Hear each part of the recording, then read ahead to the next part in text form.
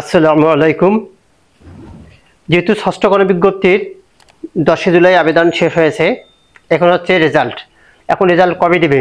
Result কিন্তু জুলাই মাসে কিন্তু রেজাল্ট প্রকাশ করবে এবং আগস্টের মধ্যেই নিয়োগ পরীক্ষা সম্পন্ন করবে। এখন এই যে দ্রুত নিয়োগ পরীক্ষা কিন্তু সম্পন্ন করবে এনটিআরসি ষষ্ঠ গণবিজ্ঞপ্তির। এর কারণটা হচ্ছে অক্টোবর এবং নভেম্বর মাসে কিন্তু বদলির সিস্টেম চালু হওয়ার কথা এবারেই প্রথম। তো সেক্ষেত্রে এই ষষ্ঠ গণবিজ্ঞপ্তির যত কার্যক্রম সেটা আগস্টের মধ্যে কিন্তু নিয়োগ পরীক্ষাটা আগস্টের মধ্যে শেষ করার সম্ভাবনা আছে, মানে ওই আগস্টের মধ্যে সব ওকে হবে আশা করা যাচ্ছে। এখন আমাদের কাজ করতে বিভক্ত যাতে আমাদের অটো হয় সেটা নিয়ে আমাদের এখন কাজ করতে হবে।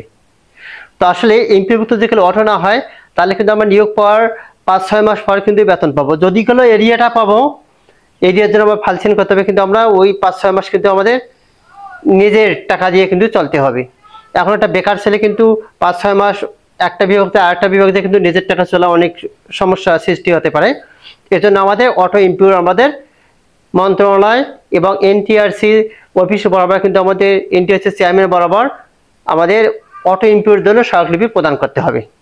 এখন এমপিও সাধারণত আমরা প্রতি জোর মাসের 6 তারিখের মধ্যে কিন্তু এমপিওর জন্য ফাইল করা হয় এবং বেতন বা ইন্ডেক্স পাওয়া হয় প্রতি বিজোর মাসে।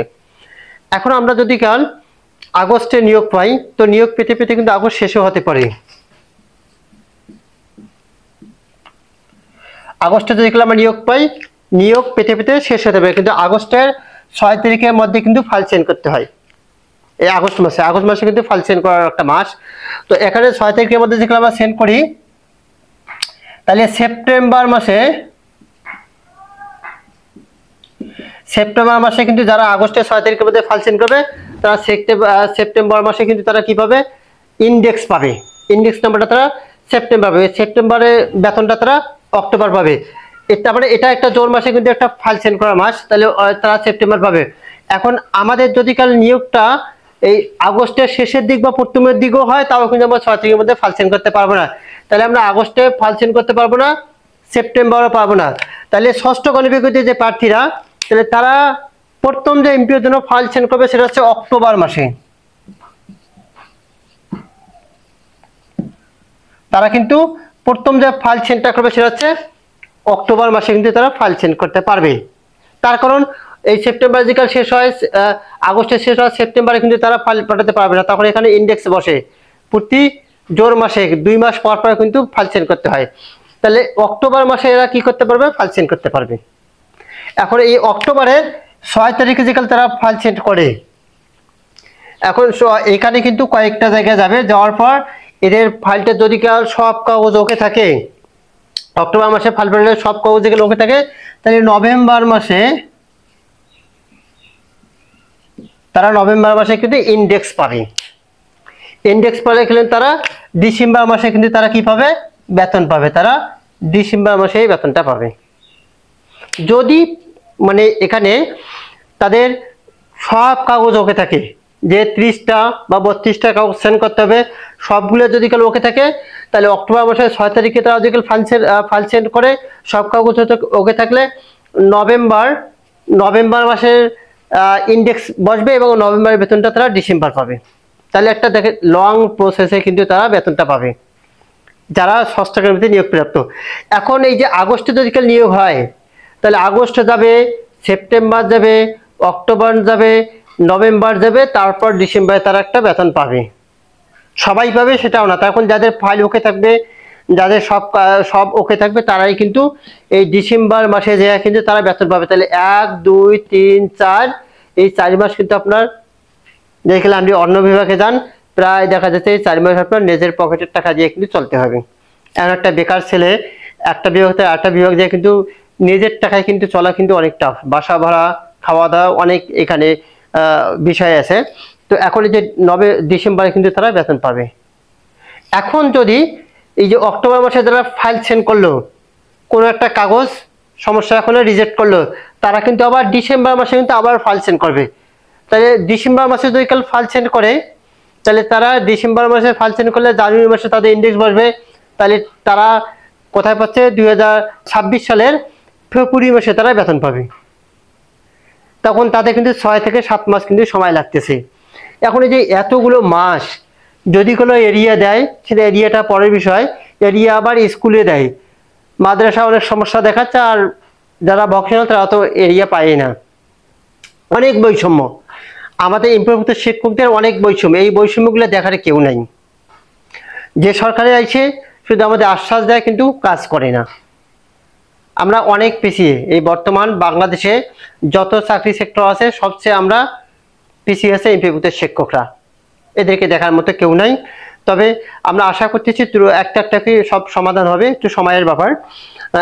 এখন দেখা যাচ্ছে 7-8 মাস একটা শিক্ষার্থী ক্লাস নেবে, আবার কোনো বেতন পাবে না, দেখা যাচ্ছে যে এক বিভাগে আর বিভাগ থাকতে হবে, নিজের টাকা চলতে হবে, তাহলে অনেক কষ্ট। তো এই কষ্টগুলো দূর করার জন্য আমাদের কি দরকার? Auto MPO. আমাদের অটো এমপিওর জন্য আমাদের কাজ করতে হবে। অটো এমপিওর জন্য আমাদের কি করতে হবে? এখন কাজ করতে হবে। আমাদের যে যদি আগস্টে নিয়োগ হয়, 15 তারিখে যেগুলো আমরা নিয়োগ পরীক্ষা সম্পন্ন করতে পারি, 15 দিনের মধ্যে আমরা সেপ্টেম্বরে পাবো। তখন অন্যান্য চাকরির ক্ষেত্রে তো সাধারণত এরকমই হয়, আপনি যেখানে 20 দিন আপনার যেখানে চাকরি যেখানে আপনার 20 দিন হয় চাকরি বয়সটা, তাহলে আপনি 20 দিনের কি পাবেন? বেতনটা তারপরে মাসে পাবেন। তো এভাবে যদি আমাদের অটো ইম্পোর্টটা দেয়, তারপর আমরা ফাইল সেন্ড করব, ফাইল সেন্ড করার কোনো সমস্যা হলে আবার ওটা সংশোধন করব। কিন্তু আমাদের এই বেতন প্রক্রিয়াটা যেগুলো আমাদের অটো করে ইম্পোর্টে যেগুলো অটো হয়, তাহলে কিন্তু আমাদের সবারই সুবিধা। তো আমি ইমরান সরকার ভাই, ইনি যেহেতু 18তম নিবন্ধনের পক্ষে কিন্তু ইনি অনেক কাজ করেছে, তো ওনাকে অবশ্যই আমাদের সবার বলা উচিত যে এই অটো ইম্পোর্টের জন্য এখন কাজ করা। যেহেতু আবেদন প্রক্রিয়া শেষ, এখন কিন্তু ফেলকৃত শিক্ষার্থীরাও এখানে কিন্তু কোনো ভেজাল করতে পারবে না। এখন শুধু রেজাল্ট হলে চূড়ান্ত রেজাল্ট হলে এখন নিয়োগপত্র দিয়ে দেবে। তো এখন আমাদের অটো ইম্পোর্টের জন্য যেখানে এখনই কাজ না করি, তাহলে কিন্তু আমাদের দেখা যাচ্ছে যে অনেকে অক্টোবর মাসে কোনো ফাইলের সমস্যা থাকলে তারা কিন্তু বেতন পেতে তাদের 2026 সালে দেখা যাচ্ছে যে ফেব্রুয়ারি মাসে তারা বেতন পাবে। এই যে এই কয়েক মাস তারা দেখা যাচ্ছে এক বিভাগে আর বিভাগে যেয়ে কিন্তু থাকা খাওয়ার কিন্তু অনেক সমস্যা হয়ে যাবে। এই জন্য আমাদের কি করতে হবে?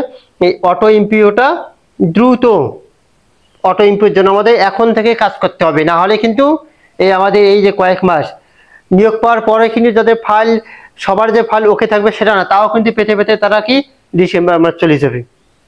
আর অটো এমপি হলে যেদিন নিয়োগ তার পরের মাস থেকে বেতন।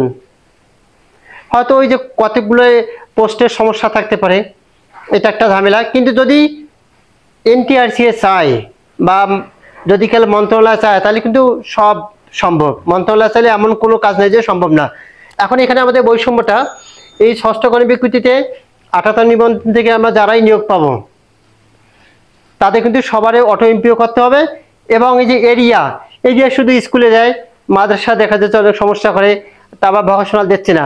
আমরা একই সিস্টেম একই সবগুলো করার পরও কেন ভকেশনাল পিছিয়ে থাকবে? কেন তারা এরিয়া পাবে না?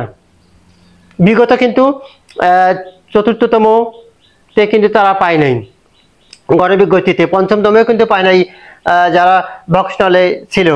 তখন 4র্থ গণবিজ্ঞপ্তিতে আমার একটা ফ্রেন্ড ছিল, ও কিন্তু ভকেশনালে যোগদান করেছে কিন্তু এরিয়া পায়নি। আর ভকেশনালে কিন্তু এমপিও হতে গেলে আরো ঝামেলা। আর মাদ্রাসায় এটা কিন্তু স্কুল পরীক্ষা এমপিও। আর মাদ্রাসায় যদি কাল মাদ্রাসায় কেউ নিয়োগ পায়, তাহলে তার দেখা যাচ্ছে যে যদি কাল সেপ্টেম্বরে নিয়োগ পরীক্ষা সম্পূর্ণ হয় না আগস্টে, তাহলে সেপ্টেম্বরে উনি কিন্তু ফাইল সেন্ড করতে পারবে। 1 মাসের মধ্যে নিষ্পত্তি, মানে তার মানে সেপ্টেম্বরে কিন্তু উনি 17-18 তারিখে বুঝতে পারবে যে ওনার ইন্ডেক্স বসবে কিনা। দেখা যাচ্ছে ওই মাসে যদি কাল বসে, তাহলে তারপরের মাস থেকে তারা বেতন পাবে। যারা মাদ্রাসায় নিয়োগ পাবে তাদের জন্য অনেক সুবিধা কি, তারা প্রতি মাসে ফাইল সেন্ড করতে পারবে, তাদের বেতন দ্রুত হবে। এরিয়া না থাকলেও তাদের বেতনটা দ্রুত হবে। কিন্তু যারা স্কুলে তারা কিন্তু এই আগস্টের পর অক্টোবরের পর আবার ডিসেম্বরে ফাইল সেন্ড করতে হবে, মানে তাদের প্রক্রিয়াটা একটু লং। তখন প্রতি 2 মাস পর ফাইল সেন্ড করতে হয়। আর মাদ্রাসা যারা তারা কিন্তু প্রতি মাসে সেন্ড করতে হয়। যারা ভকেশনাল তাদের তো ফাইল সেন্ড করা লাগে না, তারা সরাসরি একেবারে মন্ত্রণালয় যে এটা কাজ করতে হয়। তবুও তাদের 6 মাস 7-8 মাস এরকম সময় লাগে, তাদেরও একটা দীর্ঘ সময় লাগে। তো তাদের আবার এরিয়াটা দেয় না, এটা একটা বৈষম্য।